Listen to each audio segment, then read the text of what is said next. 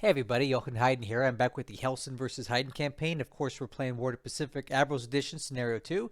This is the 30 December 1941 Turn 24 Combat Replay and Intel Analysis. Let's hit it. Okay, here we go with the Hellsen campaign. This is December 30th, 1941, getting real close to New Year's Eve. Okay, so he grabs Jolo, which is in the Celebes Sea.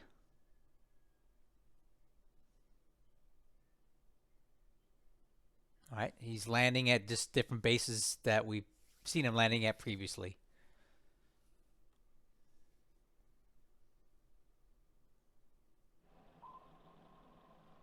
Uh-oh. That's not good. Okay, so now we know he's got subs out here near Vava'u. That can't be good.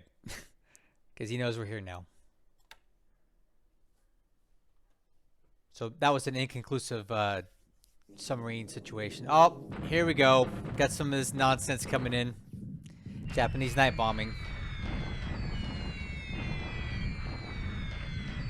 Alright, so they don't really accomplish much, fortunately. Thunderstorms in the Hex are good. And in this campaign, we actually have some house rules that say you can only send one squadron on night bombing per Hex. So unlike the Lodrik campaign where he can send 100 bombers, Hellsen can only send one squadron of night bombers per Hex, and the same for me. Just because he knows how cheesy it is. See? Different base, right? Why he's doing this, I don't know. Maybe he's just trying to test some stuff out. Wow. Okay. Well, I guess that means we need to start putting up some nightcap in these places, right? Destroy one of our SB-3s on the ground. This might be like the other part of the thing. I don't think it's a separate squadron. Okay. Alright, so that's it for the night bombing. From what I can see, he's following the rules here. Ooh. Okay, this is a Dutch sub. Looks like we were being hunted by an ASW patrol. Right, ASW attack. So his anti-submarine guys are chasing the K-10. So a couple inconclusive sub attacks so far, or wouldn't even call them attacks, just inconclusive sub contacts.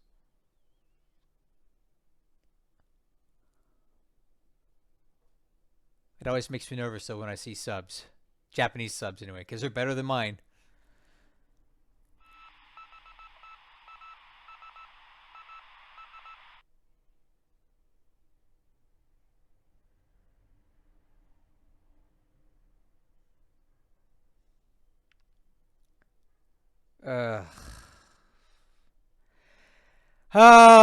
That's not good, guys.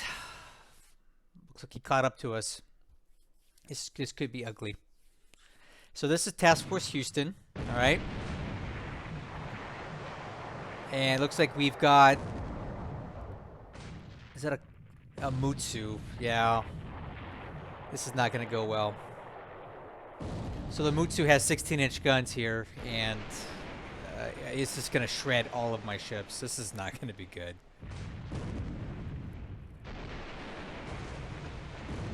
Man, he would have had to run that thing at max speed for a long time to get here. All right, well, this is just going to be a slaughter. We're probably going to lose everything. These 16-inch battleships that the Japanese have are basically impervious to everything we got.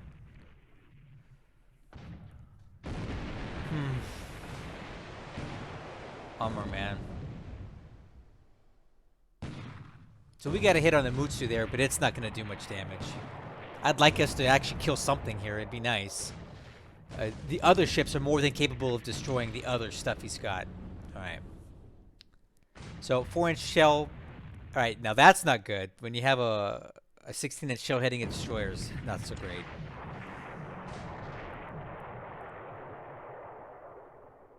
Alright, range increasing. Hopefully we can start breaking contact here.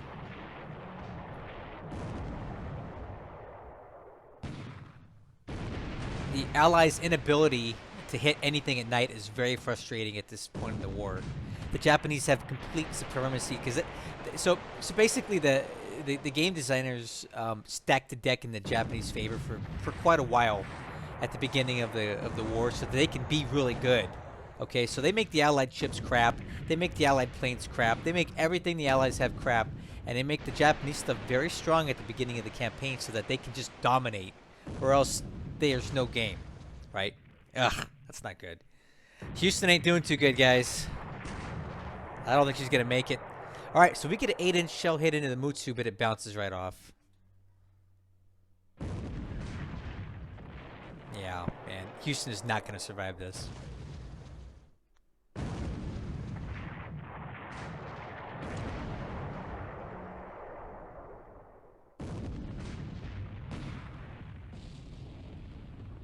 We're doing what we can here, but we're only targeting the Mutsu and not the smaller ships. All these guns that we have can hurt all the other ships except for the Mutsu.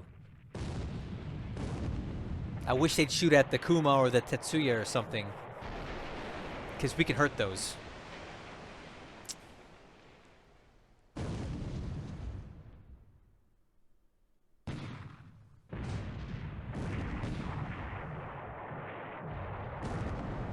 Anyway, what I was saying was that the game is stacked in the Japanese favor for a while, and that gives them a chance to get ahead as much as they can before the Allies really turn it up.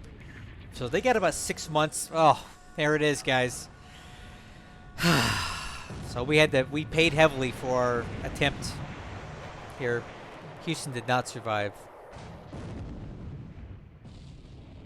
I mean, I guess it's bound to happen, right? But it just sucks. At least it did something. You know, in my Lodrik campaign, the Houston went down without really doing anything. Let's get to the end of this. Yikes, man, look at all this. Nothing's gonna make it out of here. Oh. Alright, so here's the final tally here. The Mutsu took 11 shell hits. This will not sink.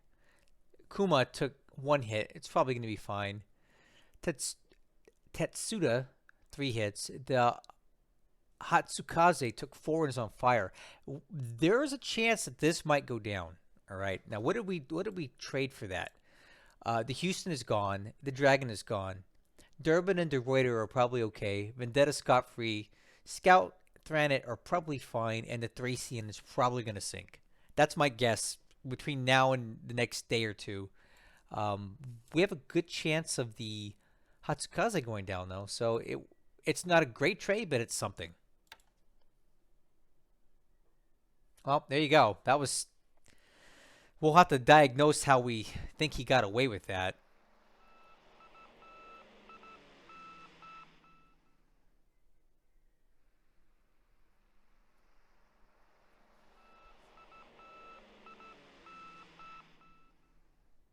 All right, now we got our PBYs just spotting stuff here.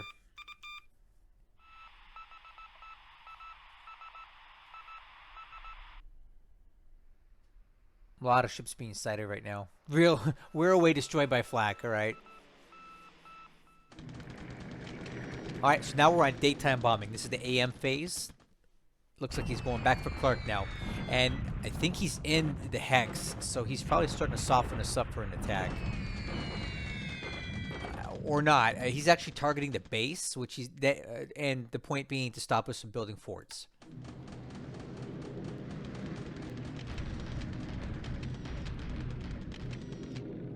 Okay, now he's bombing Bandung, and he's going for the airfield again. Same reason. He's trying to keep us from building up forts.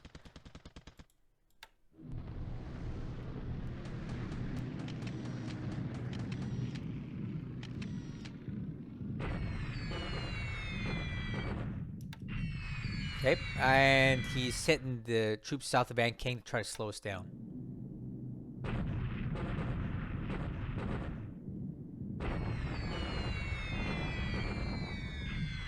And the old Lusu War area taking a beating today. Once again, they managed to damage a Lily. I don't know how they're doing that. Throwing rocks up at it, I guess.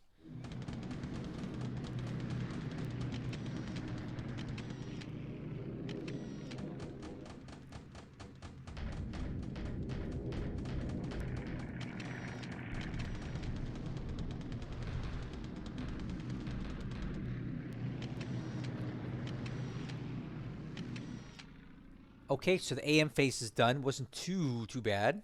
Seen worse than that. Okay, so now we're on the PM phase of spotting ships. So these are our spotter planes just detecting things.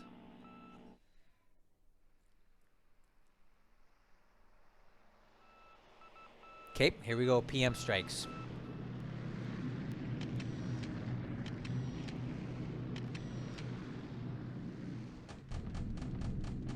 Okay, this is a directed ground attack on Sion. Little casualties there.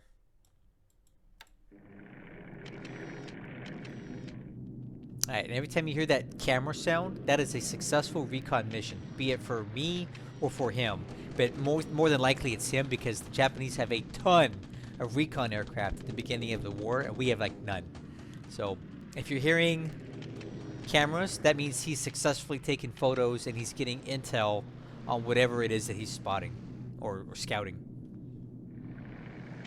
There you go. Click, click, click. That's what you want. You want to hear that. Okay, PM air phase is done.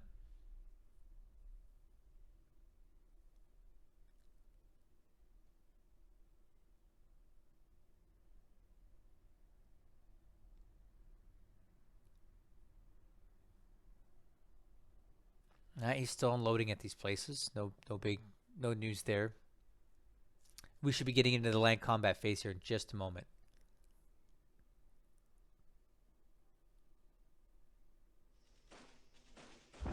Oh, there it is. 4th Division taking Jakarta.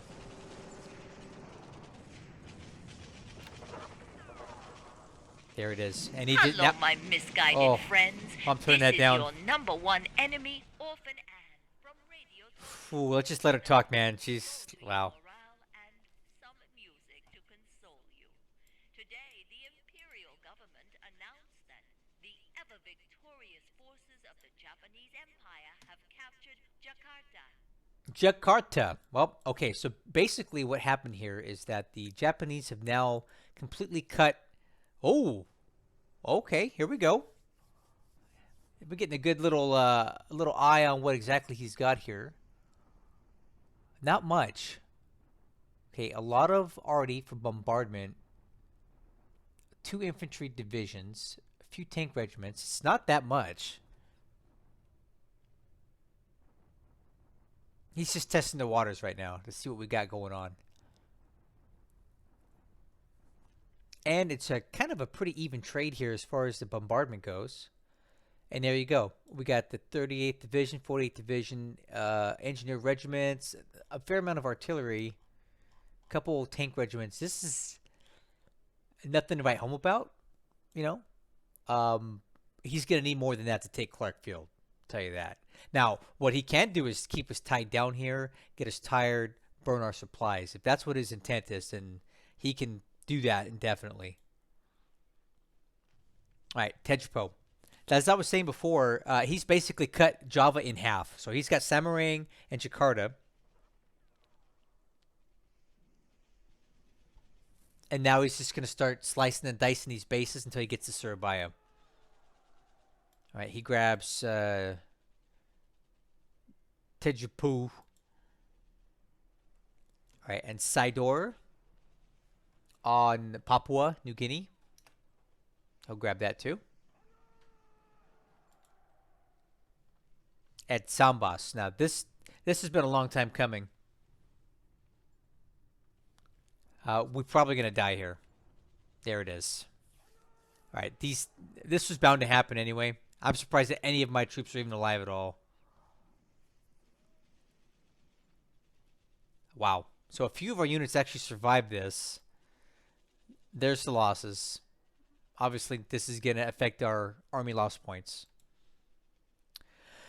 Okay, and that's it for the action there.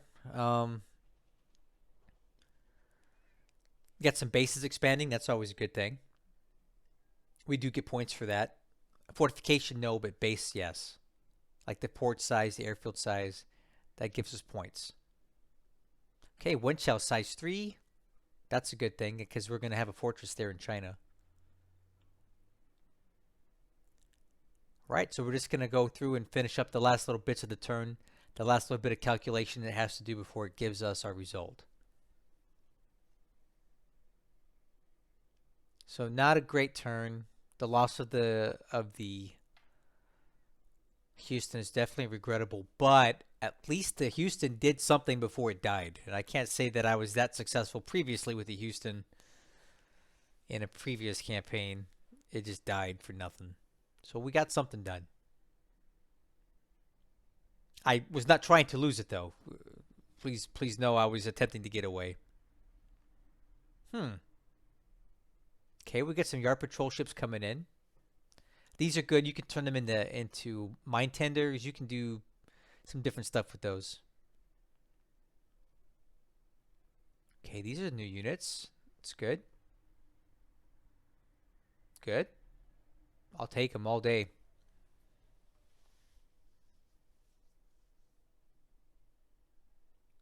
Good stuff. All right.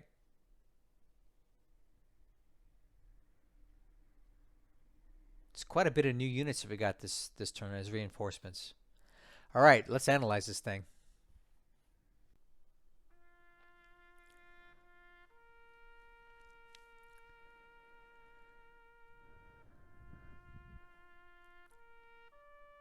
Can we just take a moment to say our last respects to the crew of the USS Houston, who fought so valiantly in the Aurora Sea, but were unable to stop the Mutsu from destroying them. What a shame. Let's get into this. So, aircraft losses for today weren't so great. 12 for us, 3 for him. We lost 5 Seagulls, and those were on ships. These are basically the spot aircraft that were on the Houston. They're all gone. We lost 3 Dutch B-10 bombers in Bandung because he bombed there. See, Lodrik loses a Dina, which is a spotter plane, a Sally, and a Glenn. Oh, now we got the national anthem playing. I'm trying to perk everybody back up after the taps. We also lost a PBY-4. A Wearway was shot down due to flak. We lost a Dornier 24 for ops, and then SB-3 bombed on the ground. So yeah, not a great day for us for aircraft. At top pilots, 3 were KIA, 1 wounded, 1 missing. These are probably all from the Houston. Looking at the pilot replacements in the pool, we'll see about wounded pilots first. Looks like we have 1 Australian pilot, Moorhead. Let's see what happens to him. Oh, he is coming back. That's great. Unfortunately, a lot of other good pilots are not. So we're still waiting to see what happens with some of these guys. Not the ones that are okay, the wounded rather. See if we get any return dates on these, especially as it rolls over into January 1942. I'm curious to see if we get some return dates on these wounded pilots. So Army lost points this turn. We did take a bit of a hit in Sabang, I believe it's what it's called. In Sarawak. Yeah.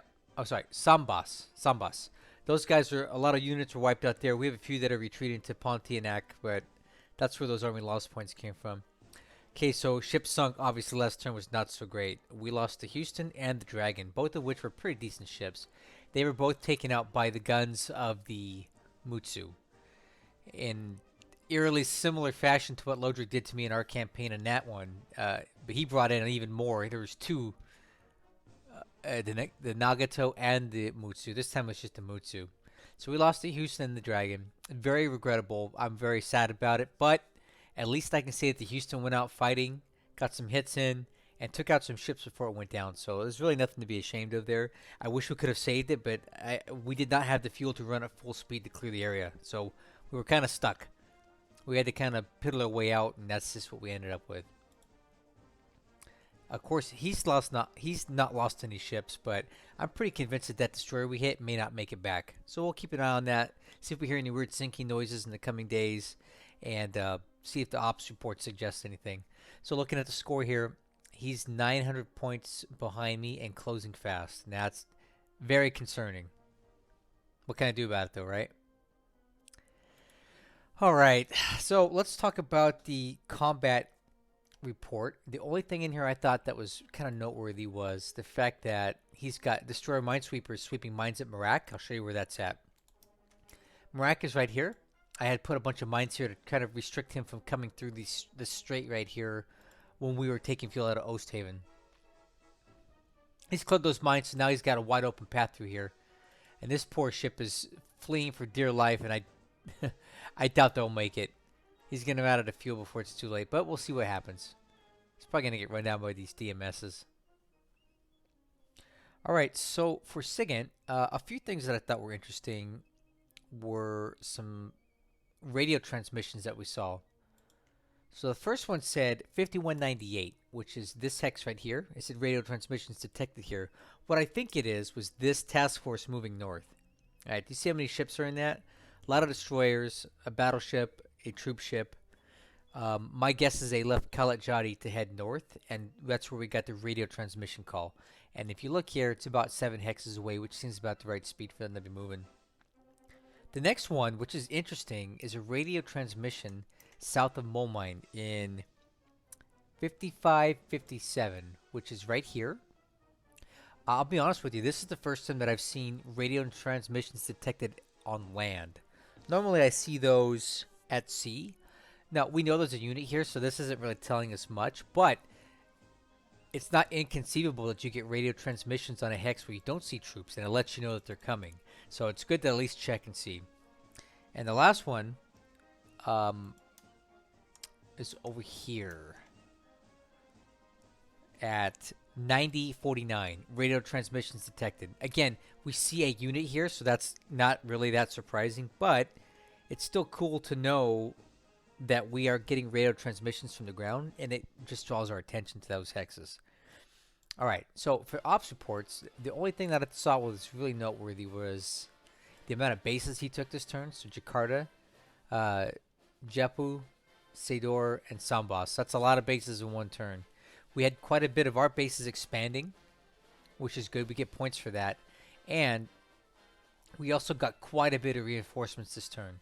So basically from here to here are all new units. So I'll be taking a look at these when I do my turn and see where we can use these guys or where we can employ them. A couple of these guys are coming in on Bataan, which is good. We got one coming in at Cagayan. On Mindanao, that's fine. Some stuff on Ceylon.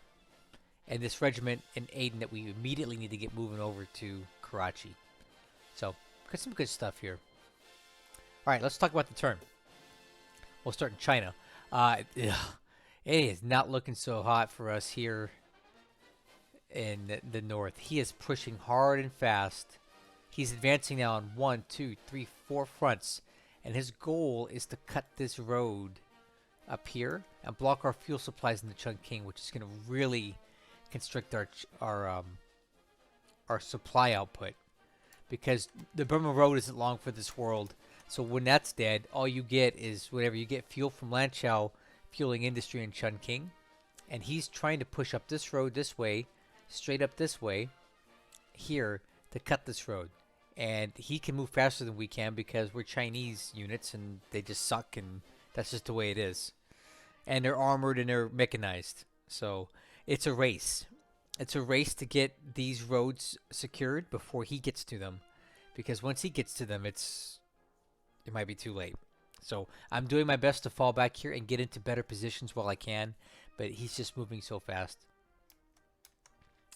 We got a couple isolated units here that are kind of stuck, right? I'm trying to move him, but he's just kind of cutting me off at every corner here. Down here in Wenchao, we did manage to get to size 3 fort, which is good. We continue to build that up. We got 1500 AV here on ×3 terrain with size 3 forts. He's going to be hard pressed to get anything done in this hex for quite some time, so I don't think he'll take that for a while unless he brings a lot more force. Over in Burma, he's fully established in Moulmein, and we're just waiting for this RTA division to get in here. He'll attack it, he'll blow us out, and then he's going to line drive right up in here and take this Burma Road and cut it, and that's going to really constrict our supplies in China. But I've already made a decision. We're not defending Rangoon, we're not defending Burma. It's just too extended for me right now with as fast as he's able to move. So, yeah, we're not sticking around here. See what happens. We'll just have to draw our lines further up in India and in Ceylon and hope for the best. But I cannot defend Burma right now with as fast as he's going to be coming for us. Nothing happened in Malaya last turn, and also nothing really happened in Sumatra. We're just waiting for him to take the rest of these bases, but he's got the prize already. He's got Palembang, and that's what he really needed.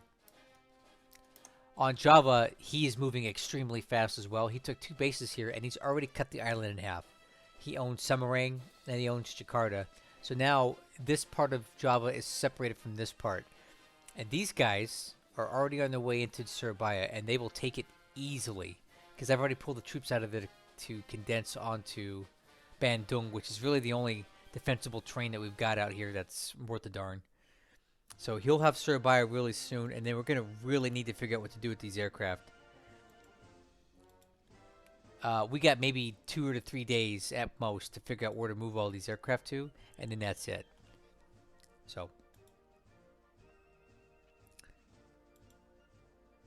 yep, that's the situation. It ain't looking too good. Java's going to fall even faster than what Lodrik did. Over here in the Philippines, we tried to get our sub to do something here on Jolo, but it didn't happen. We got a new unit at Cagayan. And Clark Field is now being bombarded by the Japanese. Now, he definitely came in light here. I'm not quite sure what this is coming in, but these guys aren't enough to take Clark Field. We're in no danger of that falling right now. What will be an issue is the supply situation. We will start running out at some point. I moved a lot of it back to Bataan. But, you know, at some point, he's going to whittle away our supplies here.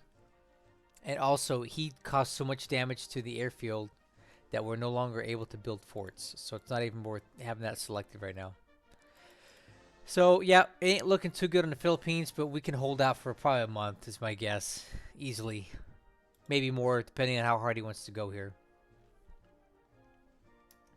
Oh, yeah, I just noticed that. That's actually not very good at all. These guys are just now spotted, and they're in Ambon. I'm not quite sure what they're here for. My guess is just a bombardment. So what I'll probably do is pull these aircraft off just so I don't lose them needlessly. Move them over to Kindari. But he's definitely here in his hex, and I don't really know what his intentions are. I don't see an invasion. Well, maybe I do. That could be the invasion fleet right there coming into Ambon. So we'll see. He's definitely going to want to take this. It's a good base. And he's going to want to take Kindari, Makassar, all that stuff. So we'll watch this to see what he does with it. I expect a bombardment next turn, though. This is the task force that killed the Houston. So here's my theory as to what he did. He probably came from Surabaya and full sped down here 2 full turns. I can't explain any other way. We have a lot of naval search operating out here, so I really don't know how he could have gotten this deep without us seeing it. The only other option I could think of was that he came from this direction up here and came south, but that even then, I feel like I would have seen it. So that okay, those are his 2 likely avenues of advance: from Babel down this way, or from Kalajati down this way. None of them really make sense because they would have been well within our umbrella of spotting. So to include from here too. See that? I don't know how he got here. I really don't. He pulled a Lodrik move right there, teleporting his ships in from outer space. That's what I'm going to go with. He teleported his ships from outer space. And he knew exactly where the Houston was. Stinks. Over here on this part of Perth, this part of Australia rather, everything's fine for now. We're still moving ships into port. We're going to get what we can dropped off here, and then we're out of town. I learned my lesson from my other campaign that I'm playing, that Perth is not a very viable solution for supplying Australia. So I'm going to find some other alternatives, but it ain't going to be that, because it's just too predictable. When you come on the map right here, it's a straight line to Perth. He can just camp out on this line because he knows we're coming. So I'm going to have to vary it up. and find other ways to get in. I haven't quite decided how I'm going to do that yet. Out here in this part of Australia, it's super quiet, eerily quiet, but I'm not complaining because I need a break. His subs are gainfully employed elsewhere. That's fine. He's not really bothering us in Australia right now, which is good. Nothing really happening in Port Moresby. In fact, we even got some supply into here, unmolested. So that's good. I'm actually surprised he let us do that, but got some supply in there. We can keep building up with what we have in here. I'm not putting any more in here than that. And we'll wait to see what happens. Got this task force sighted here moving northwest, which is back in this direction. Not entirely sure where they're coming from or what they're doing. Everything's quiet out here at Luganville. New Caledonia still quiet. Fiji's still quiet.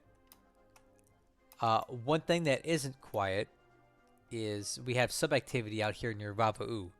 So he's more than likely aware that we're going hard into this place. He's probably noticed that I have these guys here too. All right, it's not really, I can't really hide it. These are where my carriers are at, and they're going to stay here because I need to provide air cover for the troops coming into Vava'u. There's too many ships here for me to risk not having protection here. So we have a fair amount of aircraft here. Enough to defend ourselves, so we're on guard and we're waiting to see what happens, but I am going to stay here for the time being. I might move it around a bit to be unpredictable, but we got to cover Vava'u.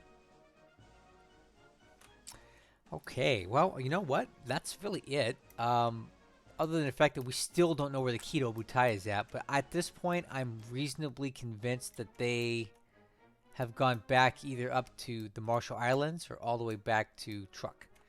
There's no other real good explanation as to where they went, because they would have been under our search umbrella for so many days now, right, that we would have spotted them if they were moving this way. Unless he's all the way into here. Here, let's take a look for some spotting. See, these aren't spotted.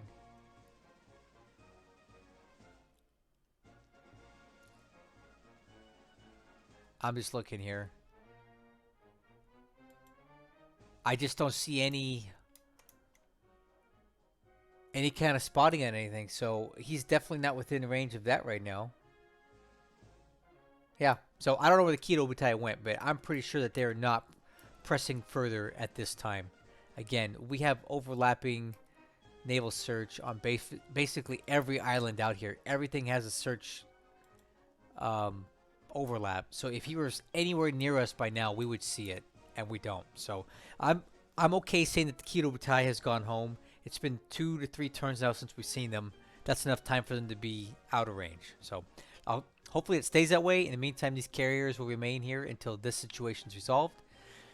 And then that's the turn. So, you know, as always, I want to thank you guys for watching this. I will be starting to stream my turn setups when I do them on Twitch because the video quality is better.